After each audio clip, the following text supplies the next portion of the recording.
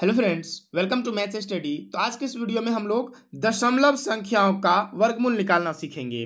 तो बहुत ही आसान तरीके से हम लोग दशमलव संख्याओं का वर्गमूल निकालना सीख जाएंगे।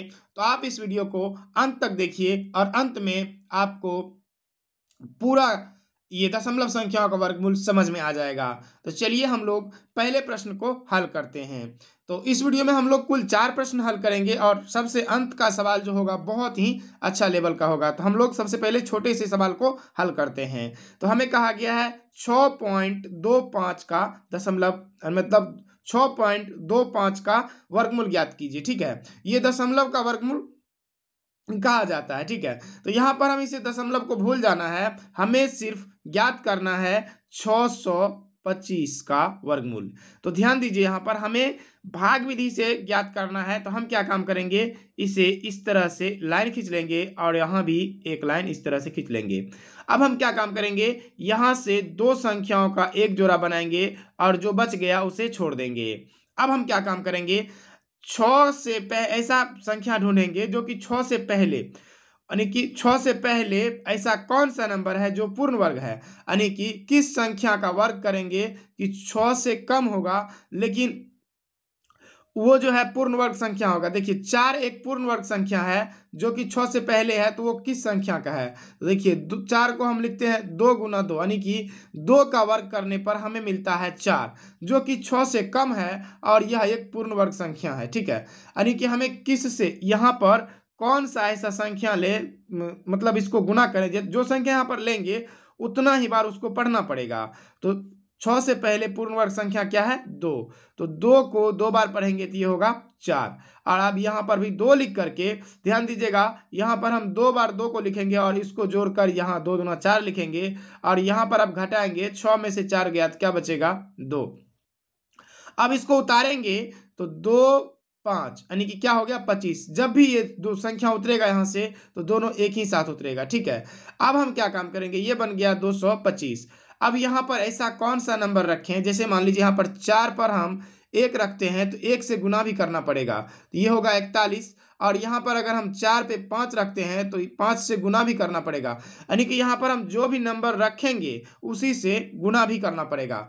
तो 5 अगर यहाँ पर रखते हैं तो 5 से गुना भी करना पड़ेगा, तो ये हो जाएगा 5 25 और 5 चौके 20, 2 22 हासिल 2। यानी कि अगर हम यहाँ पर 5 रख दें और 5 से गुना भी कर दें तो ये कितना हो जाएगा, ये हो जाएगा 5 25 और 5 को फिर 4 से गुना करेंगे तो 5 चौके 20 2 22, यानी कि हमारा ये लग गया 5 बार में। ठीक है, और अब इसको घटाएंगे तो ये कट जाएगा, यानी 0 बच जाएगा। तो हमारा वर्गमूल ये वाली संख्या यहाँ जो है ये हमारा वर्गमूल फाइनल आ गया। यानी कि अब हम क्या करेंगे, इसको देखिए, अब यहाँ पर 6.25 था, वर्गमूल क्या हमारा आया, 25 आया।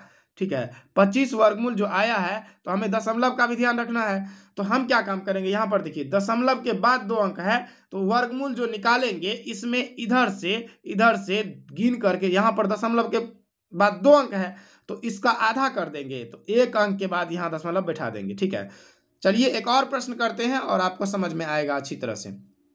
तो देखिए हमारे सामने प्रश्न दिया हुआ है 0.1681 को का वर्गमूल ज्ञात कीजिए। ठीक है, ये दशमलव में है तो फिलहाल हमें दशमलव को भूल जाना है, हमें सिंपल जो वर्गमूल हम निकालते हैं इस तरह से हम वर्गमूल निकालेंगे।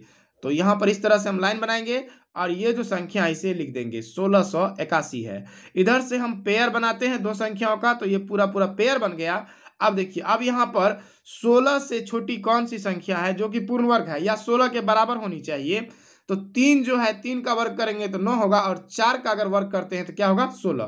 तो 4 बार में लगाए हैं तो 4 यहाँ भी लिखेंगे और यहाँ भी लिखेंगे। ठीक है, अब देखिए 4 चौका होगा 16 और यहाँ भी 2 बार, यानी कि किस संख्या का वर्ग किए हैं वो हमें यहाँ पर भी लिखना पड़ता है। ठीक, अब यहाँ पर घटाएंगे तो ये पूरा कट जाएगा, यानी 0 हो जाएगा। अब यहाँ से पूरा पूरा ये इसको उतार लेते हैं तो ये उतर गया 81। अब यहाँ पर देखिए क्या रखेंगे, तो ये 4 दूना हो गया 8। ठीक है, 8 हो गया। अब यहाँ पर क्या रखें कि 81 आ जाए, अगर हम 81 1 रखते हैं तो 81 बनेगा और फिर यहाँ 1 से गुना होगा तो कोई फर्क इसमें नहीं पड़ेगा। तो 1 रखते हैं तो एक बार में 81 लग गया, यानी कि 1 नीचे भी रखेंगे। ठीक है, तो 81 गुना 1 बराबर 81, तो यहाँ पर कितना हो गया एक बार में लगाए, जितना बार में लगाना है वो यहाँ पर भी लिखना है, ठीक है। जितना बार में यहाँ हम लगाते हैं वो यहाँ पर भी लिखना पड़ता है। तो 81 में से 81 घटेगा 0, यानी कट गया। हमारा फाइनल आंसर क्या आ गया? 41। अब देखिए यहाँ पर दशमलव के बाद 4 अंक था, तो हम यहाँ पर हमारा जो आंसर आया है 41 आया है, तो हम दशमलव किधर कितना अंक के बाद लगाएंगे? तो इधर से गिनेंगे 1 2 और 2 अंक के बाद फाइनल हमारा आंसर यहाँ पर आ जाएगा 0.41, क्योंकि यहाँ रूट के अंदर में 4 दशमलव के बाद 4 अंक था, तो रूट से जब बाहर निकला संख्या तो दशमलव के बाद कितना अंक लगेगा? ये दशमलव के मतलब 2 अंक बाद, यहाँ दशमलव दाएं तरफ से गिनने के बाद 2 अंक के बाद दशमलव देंगे, ठीक है। तो चलिए हमारा दूसरा सवाल कंप्लीट होता है। अब हम तीसरे सवाल को सॉल्व करते हैं। तो चलिए इसी तरह से कुछ और सवाल एक लिया गया है जो कि है 12.25। इसका भी हम भाग विधि से वर्गमूल पहले ज्ञात करेंगे, हम दशमलव को फिलहाल भूल जाते हैं। तो ये है 12.25। तो यहाँ पर पेयर लगाना पड़ेगा, 2 अंकों का इधर से पेयर लगा लेंगे, इधर से हम जब भी पेयर लगाते हैं इधर से, तो ये हो गया 12.25, यानी सॉरी यहाँ पर पॉइंट को भूल जाना है फिलहाल। तो देखिए इसको फ्रेश से फिर से हम लिख लेते हैं। तो देखिए 12.25 यानी कि 1225 हो गया। आप डायरेक्ट अब यहाँ पर दशमलव लगा दिए, थोड़ा कन्फ्यूजन हो जाता आपको, इसलिए हम इसको हटा दिए। अब इधर से 2 संख्याओं का पेयर लगा लेंगे, ठीक है। तो 12 से पहले ऐसी कौन सी संख्या है जो पूर्ण वर्ग है? 12 से पहले देखिए 2 का वर्ग कीजिएगा तो 4 होगा, और 3 का वर्ग करेंगे तो 9 होगा, और 4 का वर्ग करेंगे तो 16 हो जाएगा। तो हमें देखिए 16 तो लेना ही नहीं है, क्योंकि हमें 12 से पहले खोजना है कि कौन सी ऐसी संख्या जो पूर्ण वर्ग है। तो देखिए 12 से पहले ऐसी 3 संख्या है जो कि पूर्ण वर्ग, यानी कि 3 का वर्ग करने पर 9 होगा, यानी कि 3 से लगेगा। यहाँ पर कितना से लगेगा? 3 से। तो देखिए 3 को 3 से गुना करेंगे तो क्या होगा? 9 होगा, और यहाँ भी 3 लिखना पड़ेगा, और यहाँ भी हमें 3 यहाँ जगह ने ऊपर लिख लेते हैं। तो देखिए यहाँ भी 3 लिखना पड़ेगा जितना बार में लगा, यानी कि 12 से पहले ऐसी एक संख्या 9 है जो कि 12 से जस्ट छोटा है, और यह पूर्ण वर्ग भी है। तो वो किस संख्या का वर्ग है? तो 3 का वर्ग है।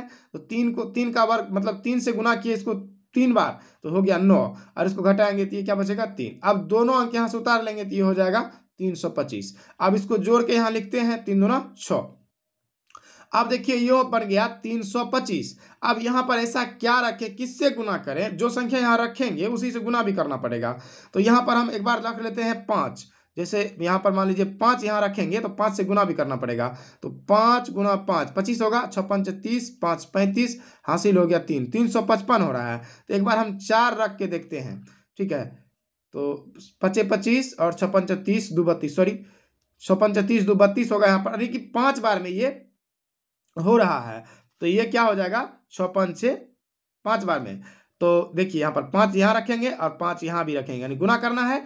तो 5 गुना 5 25, और 6 5 30 2 32, हासिल 3, यानी कि हमारा आंसर कितना आ गया? ये कट के पूरा 0 हो जाएगा, तो आंसर आ गया 35। यहाँ पर देखिए इसका आंसर कितना आ चुका है? इसका आंसर आ चुका है 35, लेकिन ये दशमलव में था।